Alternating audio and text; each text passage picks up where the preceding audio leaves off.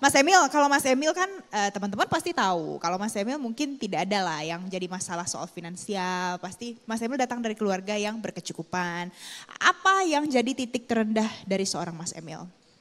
Jujur pertanyaan titik terendah tuh sering saya dapatkan.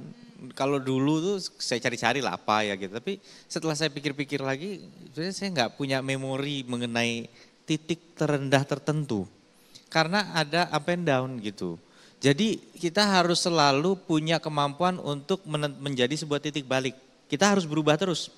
Apalagi di politik teman-teman. 2004 misalnya, tren politiknya kayak apa? Itu tiba-tiba di saat Pak SB naik, apa yang kemudian in saat itu. Itu berbeda lagi tuh di 2014 saat Pak Jokowi kemudian muncul.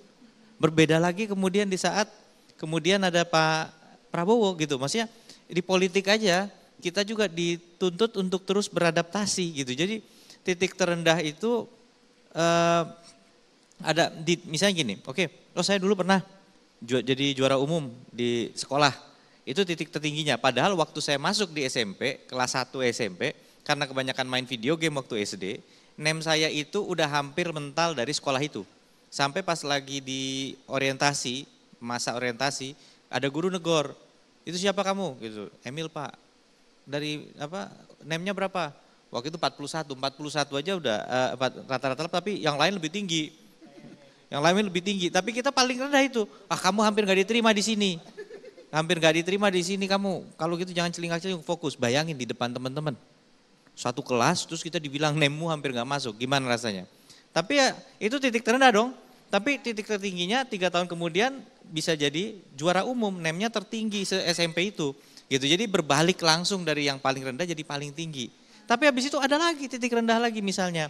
Misalnya pada saat gagal apa, atau saya dapat beasiswa ke Singapura dengan modal jadi siswa teladan. Juara 1 se-DKI Jakarta. Sampai di sana ketemu anak pintar dari Vietnam, dari Tiongkok, dari Malaysia. Ngerasa rendah lagi.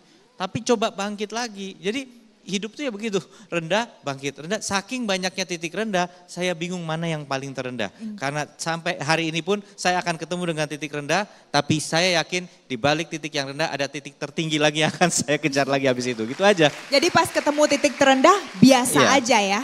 Iya. Jalani aja biasa gitu ya? Gini aja logikanya sekarang, di kabinet deh, mohon maaf dengan segala hormat Mas Maman.